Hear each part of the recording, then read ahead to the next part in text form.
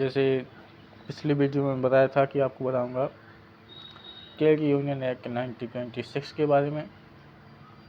तो हम बता रहे हैं, अपन पढ़ रहे हैं लेबर लॉ फर्स्ट, जिसमें से फर्स्ट एक्ट में बता चुका हूँ आपको, इंडस्ट्रियल डिस्प्यूट एक्ट 1947। अब नेक्स्ट जो अपना एक्ट चलने वाला है ट्रेड यूनियन एक्ट 1926। तो उसका इंट्रोडक्शन क्या होगा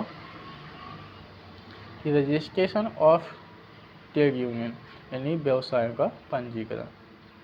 व्यवसायों का यानी कि एक संघ है, उसका पंजीयन किस प्रकार होगा, और अगर पंजीयन नहीं होगा तो क्या प्रक्रिया होगी, पंजीयन के लिए कौन कौन से दस्तावेज लगेंगे और क्या क्या प्रक्रिया होगी। और बताएंगे इसमें right and duty registered trade union यानी रजिस्टर्ड ट्रेड यूनियन की क्या अधिकार होंगे और क्या कर्तव्य होंगे। व्यवसाय संघों की सहायता यानी मेंबरशिप के बारे में बताऊंगा, और कलेक्टिव बार्गेनिंग लास्ट होगा सौदेबाजी, इसके बारे में भी बताऊंगा। तो फिलहाल बताऊंगा trade union act 1926 act number 16 है। सेंट्रल लेजिस्लेशन असेंबली द्वारा इसे स्वीकार किया गया है। इसमें 5 अध्याय और 33 सेक्शन हैं। पूरे भारत पर ये लागू है। 1 जून 1927 से ये देश के नाम कर दिया गया था, यानी लागू हो गया था। 25 मार्च 1926 को सेंट्रल लेजिस्लेटिव असेंबली द्वारा स्वीकार किया गया था। पर अपने अपने राज्यों में अलग अलग परिस्थिति के आधार पर यानी अनुसार आप इसे लागू करते गए। जैसे मध्य प्रदेश में सन 1968 में ये लागू हुआ था। वास्तव में ये सब संवर्धित सूची के विषय होते हैं, और 1 जून 1927 को जो लागू कर दिया गया था, और राज्य अपने हिसाब से अपनी तारीख पर लागू करता है। जरूरी नहीं कि जब केंद्र के द्वारा जिस तारीख को स्वीकार किया गया तो उसी तारीख को स्वीकार करे राज्य भी। अगर उसी राज्य में सेम सरकार है तब वहाँ पर भी सेम डेट को लागू कर दिए जाते हैं, यदि सेम सरकार है तब। ट्रेड यूनियन एक्ट 1926 इसका नाम ही इसका उद्देश्य बताता है। ये संविधान के आर्टिकल 19(1) सब क्लॉज सी पर डिपेंड करता है।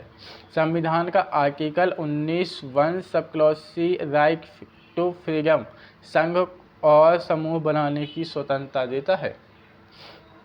संविधान का ये आर्टिकल हमें मूल अधिकार देता है, फंडामेंटल राइट देता है कि हम संघ और समूह बना सकें या बना सकते हैं, और इसके अकॉर्डिंग ट्रेड यूनियन में संघ और समूह बनाने का जो अधिकार है वो ट्रेड यूनियन एक्ट के द्वारा मिलता है।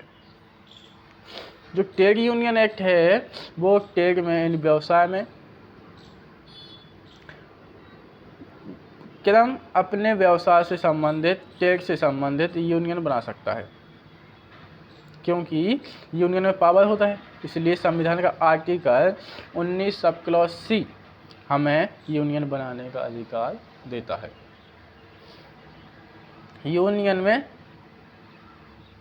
यानी संघ में शक्ति होती है। जैसे अगर एक अकेला व्यक्ति अपने अधिकार की मांग करेगा तो शायद नहीं मिलेंगे, अगर पूरा यूनियन स्ट्राइक कर देगा तो हमें भी अधिकार मिल सकते हैं। हर क्षेत्र में यूनियन बनाने का अधिकार है, चाहे वो टैक्सी यूनियन हो, बस यूनियन हो, शिक्षक यूनियन हो, आईएएस यूनियन हो, आईपीएस यूनियन हो, ये सबको यूनियन बनाने का अधिकार संविधान आर्टिकल 19(1) सब क्लॉज सी देता है। यदि हम संविधान के आर्टिकल 19, 2, 3, 4, 5, 6 के अगेंस्ट में कार्य करते हैं तब ये अधिकार छीने जा सकते हैं। ये एक्ट केवल ट्रेड यूनियन पर बात करेगा, टैक्स यूनियन पर बात नहीं करेगा।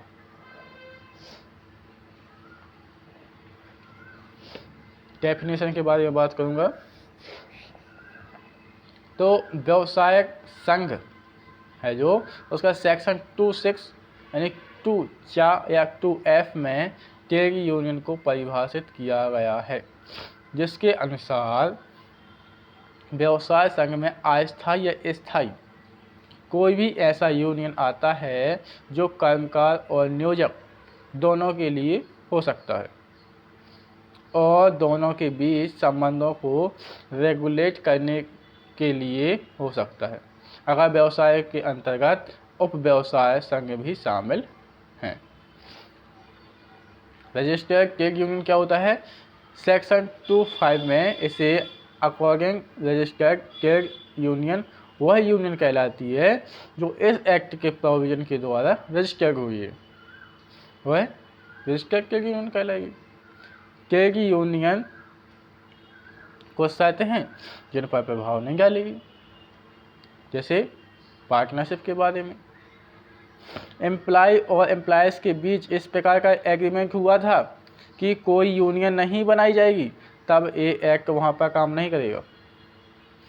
लेबर लॉ का उद्देश्य है वो एम्प्लॉय का शोषण रोकना, एम्प्लॉय को उनके अधिकार दिलाना, एम्प्लॉय के एक्सप्लॉइटेशन को रोकना।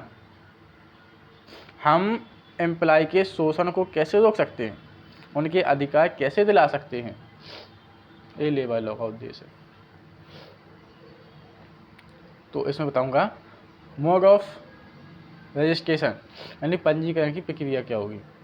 जब हम ट्रेड यूनियन के लिए रजिस्ट्रेशन करते हैं और अगर रजिस्ट्रार रजिस्ट्रेशन करने से इनकार कर देता है, आपके पास पूरे डॉक्यूमेंट होने के बाद भी इनकार कर देता है, तो सीधे आप उसके अगेंस्ट अपील 32 के अकॉर्डिंग सुप्रीम कोर्ट में, लेकिन सुप्रीम कोर्ट के पास बहुत ज़्यादा काम होते हैं, इसलिए आर्टिकल 226 के अकॉर्डिंग आप हाई कोर्ट में अपील कर सकते हैं। और हाई कोर्ट यहाँ पर दिखाएगा या देखेगा कि आपको ट्रेड यूनियन बनाने से क्यों रोका गया है, और अगर लीगल वे रोका गया है तो एब्सोल्यूट राइट नहीं है ये, लेकिन अगर पूरे डॉक्यूमेंट हैं जो भी रजिस्ट्रार ने कहा, वो कागज़ भी आपके पास हैं, जो तब भी फिर आपको ट्रेड यूनियन बनाने से रोका जा रहा है, तो रजिस्ट्रार सर्टिफिकेट नहीं दे रहा है, या तब स्थिति ऐसी होती है, तो फिर वहाँ पर क्या कहते हैं, आर्टिकल 226 के अकॉर्डिंग सीधे हाई कोर्ट जा सकते हैं। मोड ऑफ रजिस्ट्रेशन सेक्शन 4 में इसकी प्रक्रिया बताई गई है। According to section 4, trade union जो एक्ट के द्वारा रजिस्टर्ड होती है, पहले ट्रेड यूनियन बनानी पड़ती है, उसके बाद सेक्शन 4 के अकॉर्डिंग रजिस्ट्रार के पास निर्धारित फॉर्म में निर्धारित दस्तावेज लगाकर के आवेदन किया जाता है। उसके बाद रजिस्ट्रार उसकी बड़ी बारीकी से जांच करता है। जांच करने के उपरांत यदि रजिस्ट्रार पाता है कि उसका रजिस्ट्रेशन होना चाहिए, तब आगे कार्रवाई को शुरू किया जाए। तब रजिस्ट्रार आवेदन करने के लिए आप वापस कर देता है, और जब पूरी कार्रवाई हो जाती है तो क्या होता है, रजिस्ट्रेशन हो जाता है। ट्रेड यूनियन के मिनिमम 7 अकॉर्डिंग टू एक्ट अधिकतम कितने भी हो सकते हैं, और इस आवेदन में सिग्नेचर करेंगे और रजिस्ट्रार के पास जमा करेंगे, और रजिस्ट्रार को लगता है कि कमी है तो ट्रेड यूनियन के लिए आवेदन कैंसिल कर सकता है। तो आवेदन कैसे करेंगे, तो सेक्शन 5 कहती है आवेदन रजिस्ट्रार के पास होगा, आवेदन करने वाले सदस्य का नाम, उसका पता आदि उसमें दिया जाएगा। ट्रेड यूनियन का नाम, उसका हेड ऑफिस और उसका ऑफिस दिया जाएगा। आवेदन के साथ ट्रेड यूनियन के पदाधिकारी के नाम, उसकी एज और उसके एड्रेस और उसका कार्य भी उसमें मेंशन किया जाएगा। सेक्शन 6 कहती है अदर प्रोविजन, ट्रेड यूनियन का उद्देश्य जिसके लिए ट्रेड यूनियन बनाया गया है। दूसरा, ट्रेड यूनियन के कितना फंड है, उसकी जानकारी का फंड कैसे यूज करता है, ये भी देना पड़ेगा।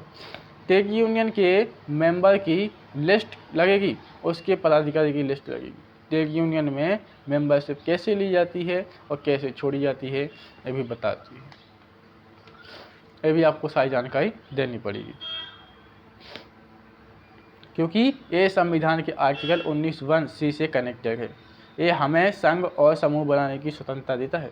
जब ट्रेड यूनियन का रजिस्ट्रेशन नहीं होगा तब तक वह लीगल का स्टेटस नहीं मिलेगा। अगर इसको लीगल स्टेटस में होना चाहिए तो इस एक्ट के द्वारा रजिस्टर करवाना पड़ेगा। सेक्शन 8 बोलती है प्रोसीजर ऑफ ट्रेड यूनियन। इस एक्ट की धारा 8 के अनुसार रजिस्ट्रार को जब रजिस्टर का कार्ड मिलता है तब रजिस्ट्रार इस पर तुरंत कार्यवाही करेगा, क्योंकि रजिस्ट्रार ये जानता है कि ये फंडामेंटल राइट्स से बिलोंग करता है। अगर यह विधिक अधिकार होगा या संवैधानिक अधिकार होगा तब पेंडिंग में भी लगा रहता, लेकिन इसको यह मालूम है कि यह मूल अधिकार है। इस पर रजिस्ट्रार को कैसे भी आवेदन मिलता है, रजिस्ट्रार तुरंत उसमें कार्यवाही शुरू कर देगा। अगर रजिस्ट्रार की नज़र में आपके आवेदन में कोई त्रुटि नहीं है तो रजिस्ट्रार आपको बिना विलंब के रजिस्टर कर देगा, परंतु अगर उसमें कोई कमी है, कोई डॉक्यूमेंट की कमी है या कोई टेक्निकल कमी है तो रजिस्ट्रार तुरंत नोटिस जारी करेगा कि ये कमी पूरी करो। फाइल में कोई कमी नहीं होना चाहिए। अगर कोई कमी है तो रजिस्ट्रार एक नोटिस जारी करेगा, स्पष्टीकरण मांगेगा और वो औपचारिकताएं पूरी आपको करनी पड़ेगी और वो सूचना देगा। जो रजिस्टर करने के लिए ट्रेड यूनियन का उसमें आपने नाम रखा है वो नाम डाउट की स्थिति कर सकता है या उसी नाम से मिलता जुलता कोई नाम ट्रेड यूनियन में है। अगर आपको नोटिस देगा कि इस नाम से रजिस्ट्रेशन नहीं हो सकता, आपको दूसरा नाम देना होगा। इसमें 3 नाम दिए जाते हैं, इसमें से चुन लीजिए जो आपको नाम देना है। दूसरा नाम भी देते हैं, वो भी किसी से मेल नहीं खाता है तो भी होता है। जो आपने मेमोरेंडम वहाँ पर लगाया है उस मेमोरेंडम जो पदाधिकारी हैं, अगर वह पदाधिकारी दूसरे यूनियन से मैच कर रहे हैं तो रजिस्ट्रार यहाँ पर नोटिस जारी कर देगा ये पदाधिकारी हैं वे कोई ट्रेड यूनियन से मैच कर रहे हैं और परस्पर विरोधी समझ में आ रहे हैं और वे दोनों अधिकारी आपके मेमोरेंडम में लगे हुए हैं।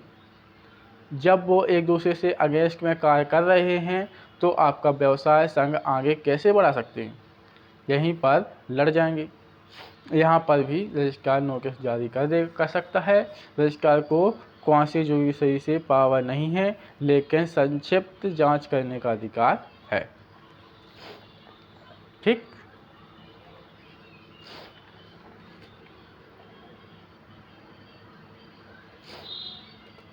इस प्रकार से मैं सेक्शन 8 और सेक्शन 9 क्या बोलती है, सर्टिफिकेट ऑफ रजिस्ट्रेशन। सेक्शन 9 के अनुसार रजिस्ट्रार जब किसी ट्रेड यूनियन का रजिस्ट्रेशन करता है तो रजिस्ट्रेशन करने के पश्चात एक रजिस्ट्रेशन सर्टिफिकेट जारी करेगा। क्या जारी करेगा? सेक्शन 9 के अकॉर्डिंग ये रजिस्ट्रेशन सर्टिफिकेट एकमात्र प्रमाण होगा, यानी एविडेंस होगा कि आपके व्यवसाय संघ का रजिस्ट्रेशन हो गया है।